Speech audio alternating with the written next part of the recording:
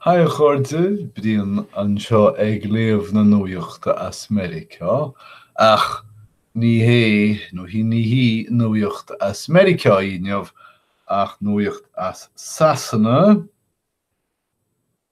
trí thuaide trí linse na Síneach, ó na Síne, an China Daily.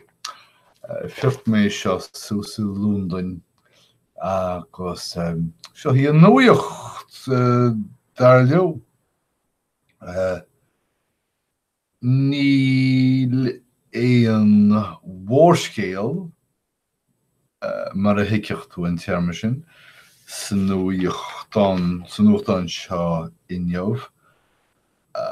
Déan chuid is mó caithfear áit is nuachtán peibliocht é seo den tSín. So mar hampla os cían an ile tá scéal faoi stáisiún Spás nua na Síne tá á bheartú agus an chuí ina bhfuil an tSín údarás Spás na Síne ag lorg tariscintí de thorgamh ólaíochta is dócha an stáisiún. Diamfar na torgnamh seo a stáisiún sa Spás nuair a rachaí an stáisiún is seirbhís sa bhliain 2022. Ní stáisiún Spás folamh a bheith san, ba sé fórnithe sé sin faoi irin, agus is deas sin nach leisteid. Níidir an bhfuil Spásaí go búin sa Spás níos mó. Siad an go bhfuil san ISS nach bhfuil. Alrighty.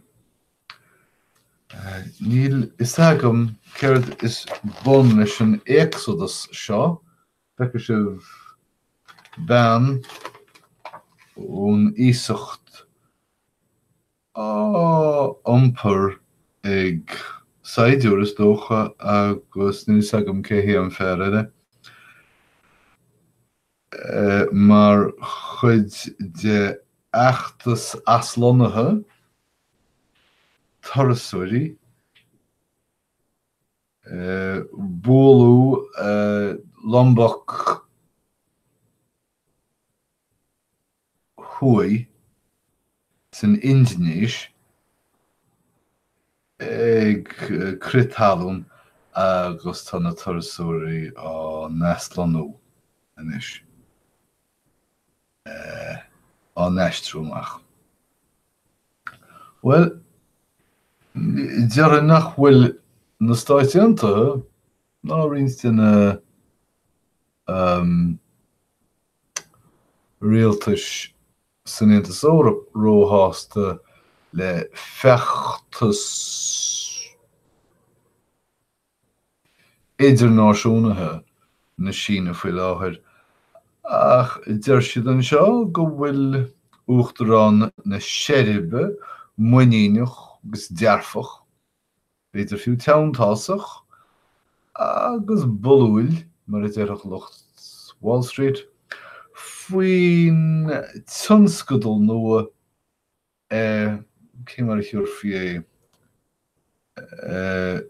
Chris is bóthar a thugtar go neamh Malta seirtán ná an tSín i gcír bóthir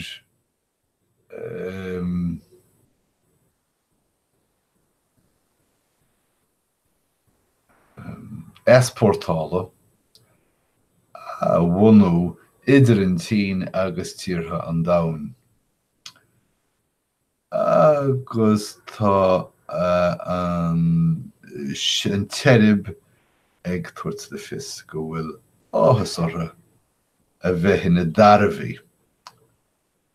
Ceapann siad go mbeidh siad thús leis an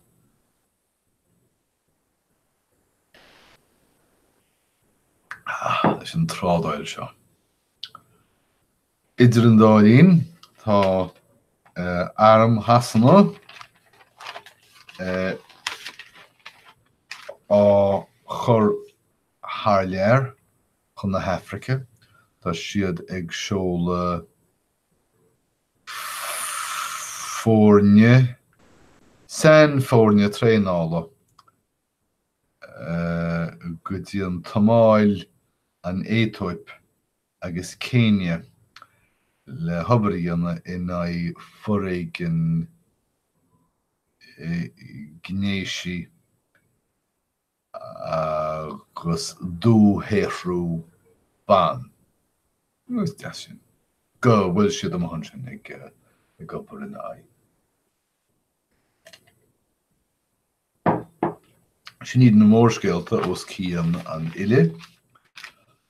Ach feicimid freisin go bhfuil bheanair an chéad leathanna trí scéal ceann faoi ceolaireann an Breataine bheag thoras sa tSín nach tSé. Ceann faoi stratéis forbartha ann an Nuacht cheadói long cumadán 10,000 tonna seoladh an ann sin. Sin iad lunga ábhal go dtí seo níachas iad ach na hagéin.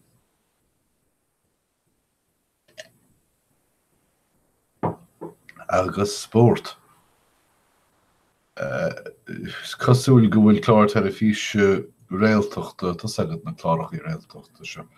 Faoi tisfeil agus tá na henim nach é seo cloistí agam sa fiú, Jay Chu agus Jeremy Lynn, imróí mór le rá as an tSín ceiliúráin iad ina gceart féin. Agus tá tharbár ag an blanca.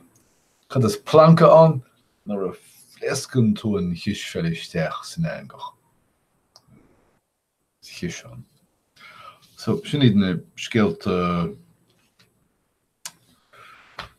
cí mar ich thiúrfaíar na scéalta san altaní bhéidir ó ag bannéir an leathanna. Tá an tSín ag géirí Rugbaí a ólam. Agus tá scéal an seo, scéal sport tócha, ag chuir síos ar a gcuí ina bhfuil imreoirí Rugbaí na Síne ag chur bar feabhas ar a scileanna Rugbaí. Le súil go mbeidh an tSín ag gimmert an sport ar bhonn idirnáisiúnta faoi cheann roinnt blianta. Tá forbairt an sport sa tSíne, tá dlús faoi agus is dócha go bhfuil an tSín ag iarra Spáint, mar a thuispáin an idáil, go féidir leo na bucanní móra immert.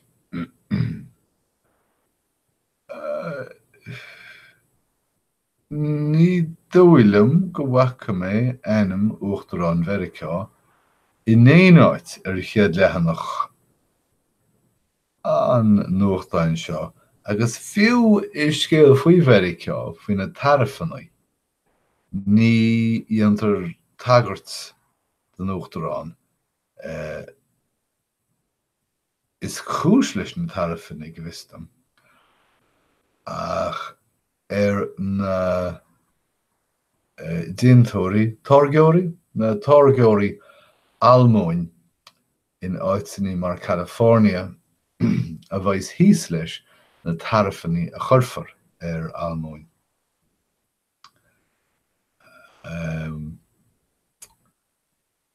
Tá na tarafannaí frihharrtaithe seo an meartú ag an tSín, an Turc agus an India mar díaltas frihharrta in